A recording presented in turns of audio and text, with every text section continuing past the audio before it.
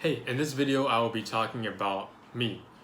Just letting you guys get to know me a bit better because a lot of times you scroll on Instagram and you see all these guys with like really cool profiles with a lot of really great toys. You kind of, I always wonder what the backstory is with those guys. I mean, how they got about starting, what got them started, what are their favorite toy designers, and sometimes you wonder like how they manage their finances, especially because this is not a cheap hobby to get into. So you have a lot of kind of questions about that. So I'm just here to kind of talk about me and why I wanted to do this channel. So I'm Justin. I am a Canadian, a Taiwanese Canadian. I'm currently living in Shanghai. I work as a senior consultant in one of the top consulting firms in the world, and currently I live between my parents' place and my girlfriend's place. This is because my job is very project based, so I do go to different parts of China and different parts of the world. And for those times, it's usually like 4 months or 6 months to 8 months at one location at a time. So there's not really a lot of sense for me to own or have my own place. So I end up kind of, if I'm here on the weekends, I'm with my parents or at my girlfriend's, and while I'm working, I usually at wherever the client is. So that's that's how I afford to be able to buy these things. And my tendency is when I collect is to buy things at retail if possible, trying to get things at lotteries and such. But there are times where it's really hard to buy toys at conventions per se, or there are certain lotteries that you really want this colorway and you just can't get it.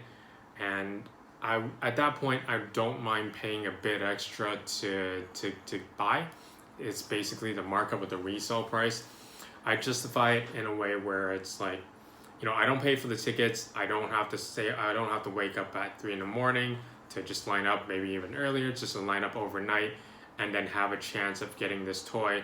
I would rather just pay a premium because most of the time I'm usually at work. I can't go, and and it's in another country. A lot of times it's in Japan, and I can't go, and you end up you just have to pay that premium. I feel it's not the best, but that's how it is. I mean, the most of the time, try and get things in shop drops if you can, and win the lotteries, of course.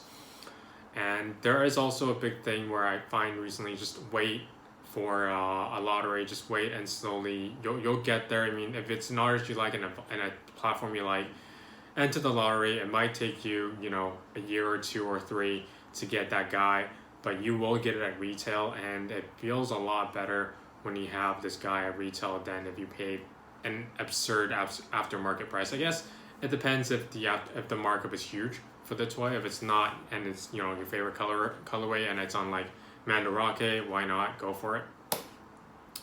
Other than that, I am pretty normal. I like TV shows. I watch a lot of movies and TV and anime.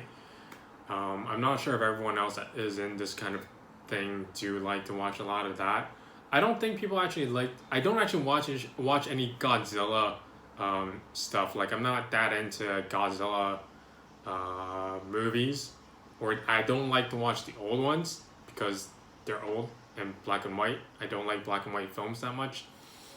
And I've watched the newer ones. I don't like it too much. I do enjoy the very recent one, the War on the King of Monsters or something. The one where there's a bunch of them and then they fight. That one's cool because there's a bunch of them and they fight. It's like a Michael Bay movie, and you just fight. That's more entertaining. There are better takes, like the Shin Godzilla one. That's a very interesting concept where you kind of talk about, it's showing what's going on and around it when such a thing occurs. That's also a very interesting take, but I just like watching monsters fight. I am deep sometimes, but with monsters and stuff, you just kind of you gotta just Pacific Rim that stuff. Yeah. Other than that, music wise, I like hip hop.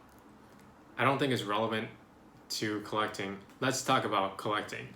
I started collecting about in officially in university. Actually, I've been into designer toys when I was even in what would you call it? I was in secondary school. I think it would be your middle school or high school. Around that time, when I'm about 16, I saw a lot of designer toys. I think there were monies. No, they weren't monies. They were like bear bricks, but not bear bricks. I forgot what they were called. But those guys were really cool. And then I started looking into how to get them. I couldn't. I didn't know how to find them. I didn't know how to buy them. So that kind of, I was into it for a while.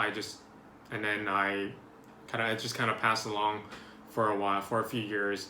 And when I was in university, I was looking on Hypebeast, and Bear Bricks were posted there from time to time. So I started getting into Bear Bricks because the platform or the style is very similar, and it was the type of toys that I liked.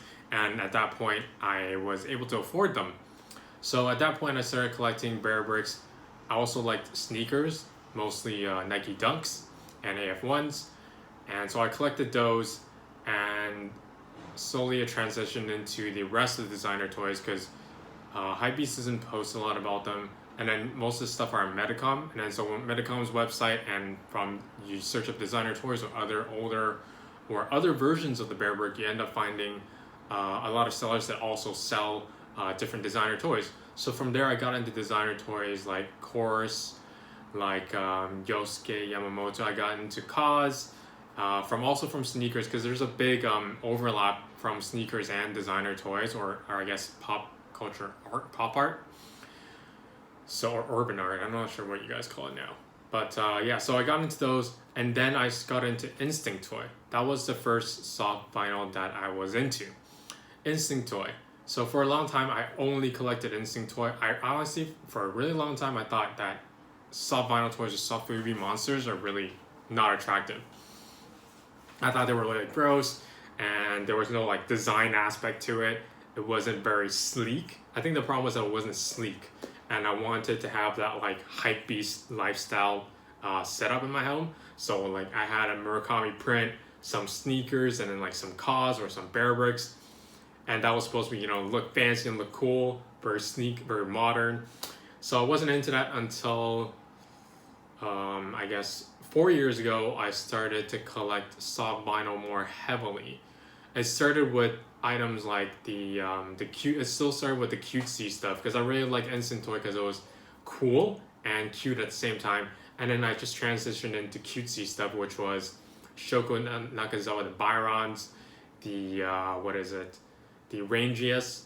And then I think from the Rangiest, it started making me be more accepted or feel more open to more detailed, more kaiju looking toys. So from there, I started getting into all the other stuff, Zolman and whatnot.